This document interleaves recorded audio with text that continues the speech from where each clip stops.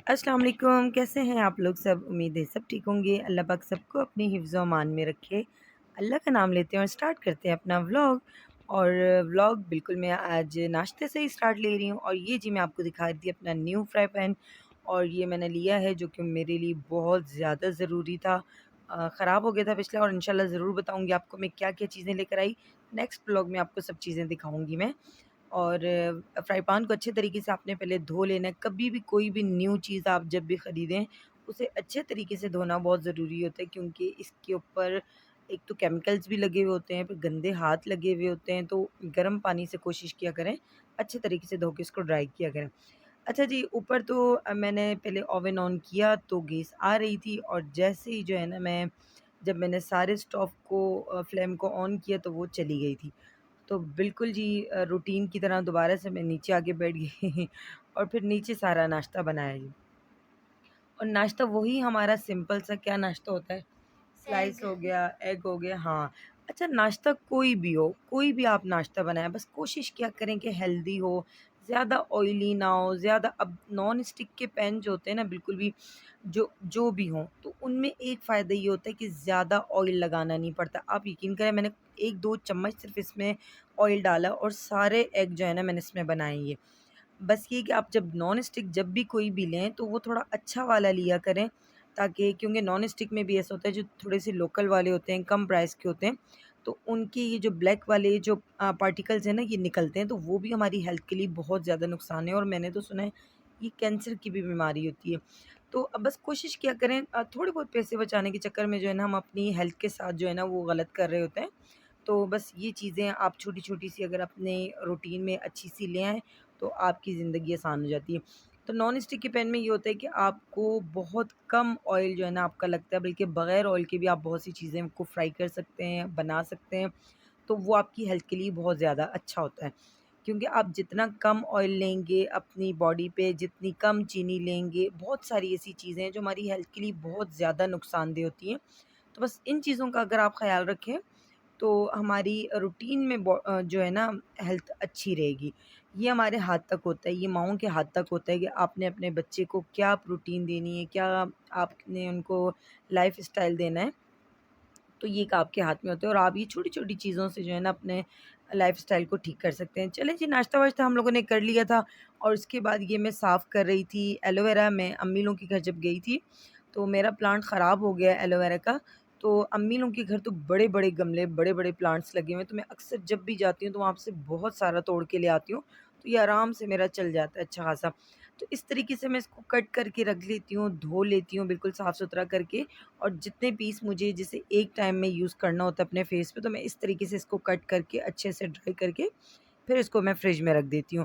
तो ये मैं इकट्ठा लेकर आई थी, तो मैंने कहा चलो धो के कट करके इसको मैं रख देती हूँ, और बहुत अच्छा होता है ये आपकी स्किन के लिए। इसको ज़रूर लगाया करें। आपको कोई भी एक्नी हो, पिंपल हो, वैसे भी जो है ना आपको ये अपनी स्किन पे अपनी रूटीन में अगर आप रख लें ना एलोवेरा लगाने का, चाहे आप ये वाला लगाएँ, चाहे आप दूसरा लगा लें, मेडिकेटेड लगा लें, या जो दूसरा हम लोग रेडीमेड वाला लेते हैं, जो ग्रीन वाला अक्सर आता है जो जार में, आप वो भी ले सकते हैं।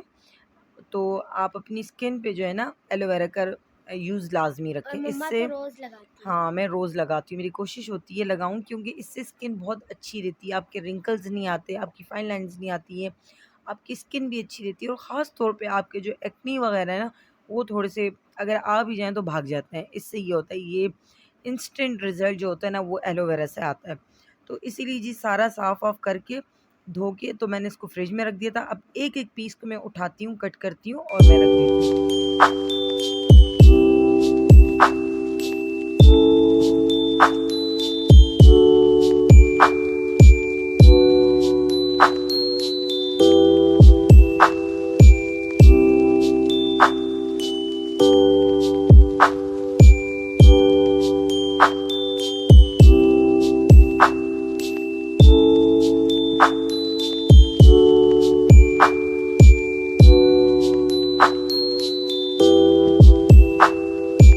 और ये काम-वाम ख़त्म करने के बाद जी हमारे घर में कुछ मेहमान आ रहे थे, और मेहमान बड़ी रिस्पेक्टेबल मेहमान आए मेरे घर में। ख़ैर सभी रिस्पेक्टेबल मेहमान होते हैं, लेकिन मेहमान जो है ना वो अल्लाह अल्लाह ताला की रहमत होती है। और मेहमान भी उन्हीं के घरों में आते हैं जिनसे अल्लाह ताला राज़ी रहते हैं। तो मेहमानों के लिए तो कुछ थोड़ी-सी प्रिपरेशन कर रही थी। मैंने कहा बाहर से तो हम मँगवाते ही हैं, लेकिन घर का थोड़ा-सा हेल्दी मैं सैंडविच बना लेती हूँ। और 2 अंडे बॉयल कर लिए थे मैंने और उसके अंदर जी ये सैंडविच मैं बना रही थी, तो साथ में मेयोनीज़, क्रीम और ब्लैक पेपर, सॉल्ट और मैंने थोड़ी-सी मलाई भी डाल दी थी, इसको अच्छे तरीके से मिक्स करके और आपने एग शामिल कर देना। अगर आपके पास क्रीम चीज़ हो तो आप वो भी ज़रूर ऐड करना, बहुत ही मज़े का इसका फ्लेवर होता है। और ये मैंने फटाफट सैंडविच बना दिया था, जो कि बिल्कुल भी टाइम नहीं लगता है, सिर्फ़ जो आपको आप अंडे बॉयल करेंगे ना बस उसका जो टाइम आपको लगेगा बस। इसके अलावा ये 2 मिनट में झटपट बन जाते हैं ये सैंडविच। वैसे भी आप बनाया करें, ये बच्चों को लंच में भी देने के लिए बहुत मज़े के होते हैं और हम बाहर से इस तरह के बेकरी से ले रहे होते हैं इस तरह के सैंडविच।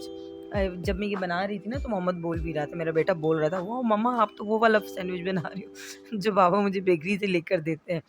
तो इस तरह के सैंडविच जो है ना घर के बने हुए थोड़े से हेल्दी होते हैं, अच्छे होते हैं, साफ़-सुथरे होते हैं, आपके हाथों के बने हुए होते हैं तो आपको टेंशन नहीं होती है कि ये इसमें कुछ भी ऐसा-वैसा ना मिला हुआ हो।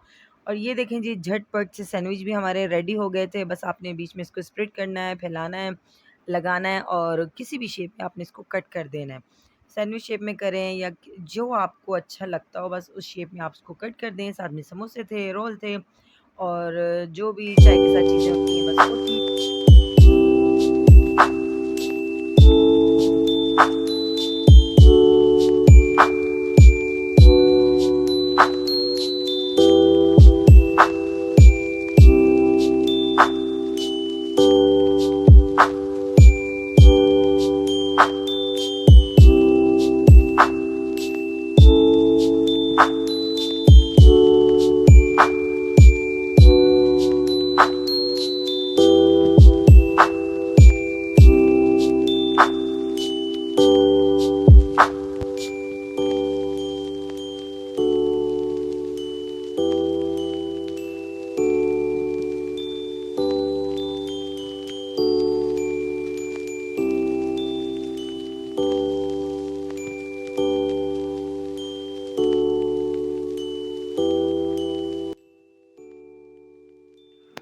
और उसके बाद जी ये नेक्स्ट डे स्टार्ट हो चुका था और ये था जी फ्राइडे का दिन।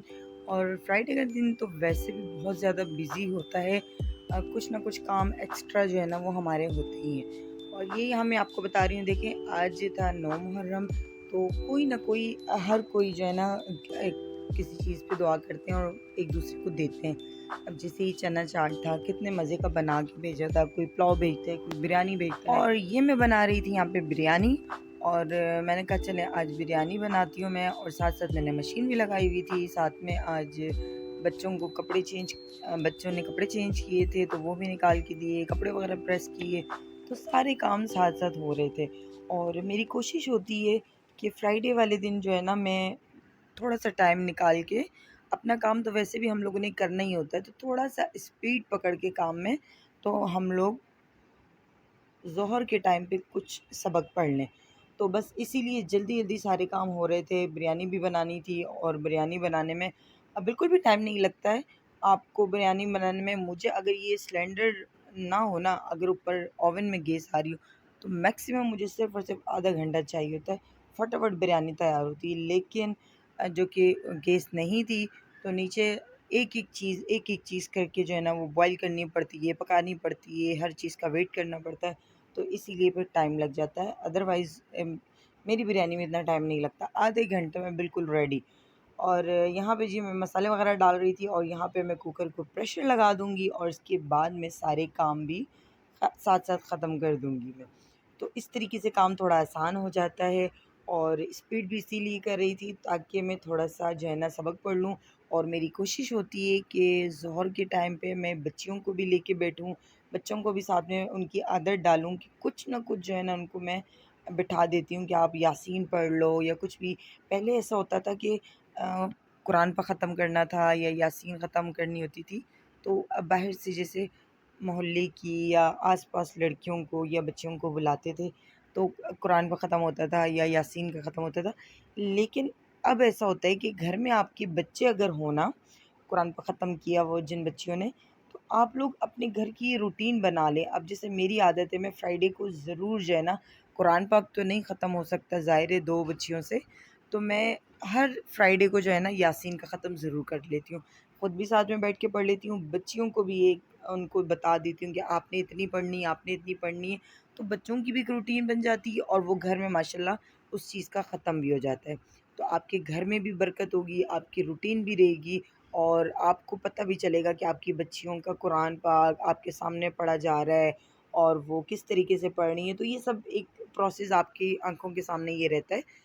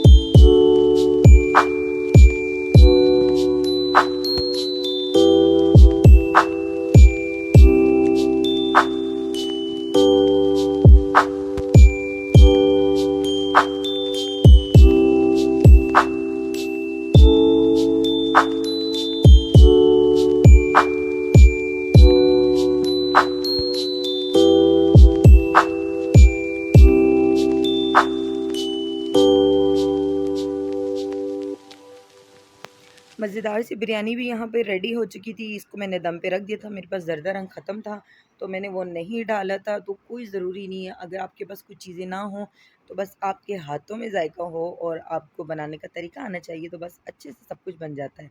और यहाँ पे जी मैंने इसके ऊपर रखने का मसला हो रहा था, तो मैंने अपने बच्चे की जो है ना वो डंबल रख दिए थे।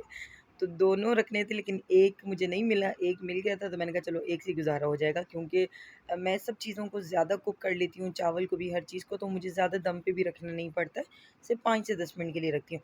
और यहाँ पे ये देखिए जी सब काम से मैं फ़ारिग हो गई थी ताकि सुकून से बैठ के जो है ना हम लोग नमाज़ भी पढ़ें और अपना सबक भी पढ़ें, क्योंकि दम पे लगाने के बाद मैं इसलिए बैठी थी, वरना एक टेंशन रहती है कि भई चावल ख़राब हो जाएँगे, ये हो जाएगा, वो हो जाएगा। अब मुझे पता था, मैंने बिल्कुल डिम पे जो है ना वो चावलों को रख दिया था दम पे, तो अब यहाँ पे बैठ गए थे हम लोग पढ़ने के लिए सबक। ये देखें जी, मैंने बच्चों को भी बता दिया था यहाँ पे आपने इतनी यासीन पढ़नी है। 41 बार यासीन को मैं ख़त्म करती हूँ और हाफ़-हाफ़ सबको दे देती हूँ, दोनों बच्चियों को भी दे देती हूँ, खुद भी पढ़ती हूँ, कोशिश करती हूँ कि बच्चियाँ मेरे सामने पढ़ें, आवाज़ से पढ़ें। और आज मुहर्रम था, तो इसीलिए जो है ना मैंने बच्चों को साथ में यासीन भी पढ़वाई, दुरूद तनज्जिना भी पढ़वाई है। और मैंने आपको जैसे कि बताया कि फ्राइडे को मेरी कोशिश होती है कि मैं इनको लेके बैठूँ। वैसे तो बच्चियों के पास भी टाइम नहीं होता है, क्योंकि उन्हें मदरसा जाना होता है, ट्यूशन जाना होता है। अभी तो स्कूल की छुट्टियाँ हैं, लेकिन वैसे स्कूल भी होता है, तो फिर उनके पास टाइम नहीं होता है बैठने को। और ये मैं आपको कुछ दुआएँ बता रही हूँ, जो कि मेरी रूटीन में होती हैं, और अगर आप लोग भी अपनी रूटीन में ये दुआएँ रख लें, तो आप यकीन करें इन दुआओं से बहुत फ़र्क पड़ता है। ये मंज़िल है, और आप मंज़िल कोशिश किया करें कि आप जब भी फ़जर की नमाज़ के बाद अगर आप ये एक दफ़ा मंज़िल पढ़ लें, तो माशाल्लाह आप, कहते हैं ना, इंसान हर बुराई से, हर हादसे से, हर परेशानी से बच जाता है। बहुत सारी ऐसी इंसान के ऊपर टेंशन्स आती हैं जो कि हमें नहीं पता होता है, तो मंज़िल पढ़ने से बहुत आसानी होती है। और ये देखिए, ये एक दुआ है हादसात से बचने की दुआ, इसको भी आप अपनी रूटीन में रखें, अल्लाह पाक बहुत करम करता है। देखिए, पढ़ाई से बहुत फ़र्क पड़ता है, अगर आप इस तरह की आयत पढ़ लें, कोई दुआ पढ़ लें, तो अब मेरा तो इतना यकीन होता है कोई भी इस तरह की दुआ पढ़ने के बाद मैं इतनी सैटिस्फ़ाई हो जाती हूँ कि अब कुछ नहीं होगा, क्योंकि मैंने दुआ पढ़ी है। अल्लाह ताला ने अगर कोई चीज़ लिखी है, फ़रमाई है, तो उस पे आपको यकीन रखना बहुत ज़रूरी है। और ये रिज़्क की दुआ है, देखिए इस तरह के पंजसूरा जो होते हैं, वो हर घर में होते होंगे, और पंजसूरे में बहुत अच्छे-अच्छे जो है ना वो दुआएँ बताई हुई होती हैं, हर टाइप की दुआ होती है। बस आपने यकीन के साथ हर दुआ को पढ़ना होता है। छोटी-छोटी सी दुआएँ होती हैं, देखें 3-4 लाइन की दुआ है, ये अच्छे रिश्ते की दुआ है, बहुत से घरों में इस तरह की दुआओं की भी ज़रूरत होती है। ये आयत शिफ़ा है, आप यकीन करें, मेरा तो इस आयत पे यकीन है। आपके घर में अल्लाह ना करे कभी भी बच्चे कोई बीमार हो, अल्लाह कभी भी ना करे, लेकिन अगर कभी बच्चे बीमार हो जाते हैं, तो आप इस आयत को ज़रूर पढ़ें। छोटी-सी आयत है, देखिए 5-6 लाइन्स की आयत है ये यहाँ तक, और इसको पानी के ऊपर दम करके आप बच्चों को दें, खुद भी पिएँ। तो अपनी इन इन आयत की और इन दुआओं की आप अपने आप को आदी बना लें ना, तो बिल्कुल भी टाइम नहीं लगता। ज़रूरी नहीं आप ये सारी दुआएँ एक साथ पढ़ें, लेकिन आप इन्हें अपनी रूटीन में रख सकते हैं। जैसे मैं आपको छोटी-छोटी दुआएँ बता रही हूँ, परेशानी से दूरी की, मुसीबत से दूरी की, ये सब दुआएँ आप अपनी रूटीन में रखें, दुनिया आखिरत की दुआ। तो ये सारी वो दुआएँ हैं जो बहुत प्यारी-प्यारी दुआएँ और आज़माई हुई हैं। अच्छा, मैं आपको एक सबसे लास्ट में एक ये दुआ बता रही हूँ, इतनी प्यारी दुआ है, आप यकीन करें, अगर आप यकीन से पढ़ें ना, इसके ऊपर देखें ये सब लिखा हुआ है। अगर आप किसी भी मुसीबत में हैं, किसी भी परेशानी में, सिर्फ़ और सिर्फ़ 3 बार आप यकीन के साथ पढ़ें, इस दुआ को 3 दफ़ा पढ़ना है। अव्वल आखिर दुरूद शरीफ पढ़ें, आपकी हर दुआ कबूल होगी। बस ये है कि आपने इस दुआ से पहले आपने अपने दिल में यकीन रखना है कि मेरा ये काम डेफ़िनेटली होगा। अल्लाह ताला ज़रूर करेंगे, जो अल्लाह ताला ने लिखा है, जैसा अल्लाह ताला ने बोला है, ऐसा होगा। जब आपका एक चीज़ पे यकीन होगा ना, तो वो चीज़ ऑटोमेटिकली होती है। अल्लाह ताला कभी भी अपने बंदे को मायूस नहीं करते। अल्लाह कहते हैं, इस बंदे को कितना ट्रस्ट है मुझ पे, और ये कितने यकीन से मुझसे दुआ माँग रहा है, तो वो कभी भी दुआ रद्द नहीं होती है, कभी भी नहीं होती है। तो ये बहुत प्यारी दुआ है, इसका स्क्रीनशॉट ले लें और आज़मा लें आप इस दुआ को। आपने सच्चे दिल के साथ पढ़ना है, वज़ू में पढ़ना है, 3 दफ़ा सिर्फ़ ये दुआ पढ़नी है, और जो दुआ माँगे। देखिए, ज़रूरी नहीं है कि हमारी कोई भी दुआ फ़ौरन कबूल होती है, कुछ दुआएँ ऐसी होती हैं जो हमारी रुक जाती हैं, बाद में कबूल होती हैं, उसमें भी अल्लाह ताला की कोई ना कोई बेहतरी होती है। तो हमें किसी भी चीज़ से मायूस नहीं होना चाहिए। अल्लाह की ज़ात बहुत, बहुत, बहुत बड़ी है। अगर हम दिल से उससे कोई चीज़ माँगेंगे ना, तो वो हमें ज़रूर नवाज़ेगा। और अगर हमारी कोई दुआ नहीं कबूल होती, तो उसमें भी हमारी कोई ना कोई गलती होगी, जो कि हम अच्छे दिल से नहीं माँगते होंगे, सच्ची नीयत से नहीं माँगते होंगे।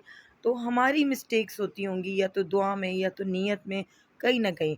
तो ऐसा नहीं है कि अल्लाह ताला नहीं सुनते। अगर आपका नीयत अच्छी हो, अगर आप यकीन के साथ कोई भी दुआ पढ़ते हैं, तो वो ज़रूर कबूल होती है। और मेरा तो मानना और यकीन है, मैंने जब भी कोई दुआ यकीन के साथ माँगी, रो के अल्लाह ताला से माँगी, चाहे वो कोई भी दुआ हो, मेरी मुझे नहीं याद कि मेरी कभी दुआ नहीं कबूल हुई हो। वजह ये कि मेरा यकीन होता है, मैं रो के अल्लाह ताला से माँगती हूँ, तो अल्लाह की ज़ात बहुत बेनियाज़ है। आप माँग के देखें, वो देने वाली ज़ात है, सिर्फ़ हमें झुकना नहीं आता है, बस। तो मैं कोई बहुत बड़ी दीनदार नहीं हूँ, मैं अपने आप को वो नहीं कह रही हूँ, बस जितना मेरा एक्सपीरियंस है मैं सिर्फ़ आपसे वो बता रही हूँ। अगर मैं किसी बात में कुछ गलत बोल रही हूँ तो प्लीज़ मुझे माफ़ करना। और यहाँ पे जी मेरी बिरयानी बन चुकी थी, बहुत ही मज़ेदार सी बिरयानी बनी थी, बहुत ही ज़बरदस्त बनी थी। क्योंकि मेरे पास ज़रदा रंग नहीं था तो मैंने इसमें एसेंस डाला था, बिरयानी एसेंस, तो इसकी वज़ह से भी इतनी प्यारी इसकी खुशबू थी, पूरे घर में खुशबू आ रही थी। जबकि आज नाश्ता देर से किया था, लेकिन जब मैं ये बिरयानी अपने नेबर्स को देने के लिए मैं डाल रही थी, तो सबको भूख लग गई थी। सब पूछ रहे थे कि जी बिरयानी तैयार होगी, और यहाँ पे मेरा जेठ का बेटा आया हुआ था। स्पेशली मैंने उसके लिए ये बिरयानी बनाई थी, क्योंकि उन बच्चों को मेरे हाथ की बिरयानी बहुत पसंद है। तो भई सब पूछने लग गए, वो भी पूछने लग गया कि चाची बिरयानी बन गई? मैंने कहा बिल्कुल बन गई भई। रेडी हो चुकी थी बिरयानी, और अल्हम्दुलिल्लाह बिरयानी भी हम लोगों ने खा ली थी, खाना-वाना खा लिया था।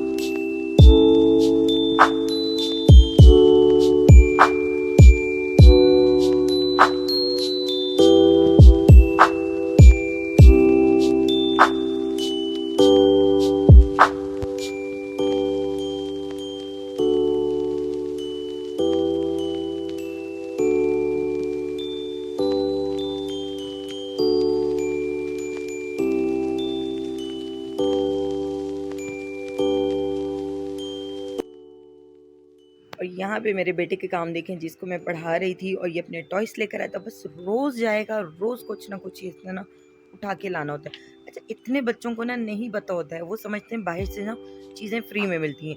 दुकान पे जाएँगे, बस आपने फ़रमाइश कर देनी है, हमें ये चाहिए। उन्हें बिल्कुल आइडिया नहीं होता है कि ये चीज़ें पैसों की मिलती हैं, पैसों की मिलती हैं। और चलें जी, ये था मेरा आज का छोटा-सा व्लॉग। कोशिश करती हूँ अच्छे-अच्छे व्लॉग बनाऊँ, अगर नहीं बना पाती तो प्लीज़ मुझे सपोर्ट करें। आप लोगों की सपोर्ट की वजह से इंशाल्लाह अच्छे व्लॉग भी बनाऊँगी, अच्छी वीडियोज़ भी बनाऊँगी। आपकी सपोर्ट की ज़रूरत है मुझे, और प्लीज़ लाइक करें, सब्सक्राइब करें, फुल वॉच करें, और कमेंट ज़रूर किया करें। कमेंट में मुझे बताया करें मेरी वीडियो कैसी होती है, और कुछ अगर गलती कर जाती हूँ मैं तो उसके लिए एक्सट्रीमली सॉरी। और फुल वॉच करें, सब्सक्राइब करें और लाइक भी करें। Thank you. अल्लाह हाफ़िज़।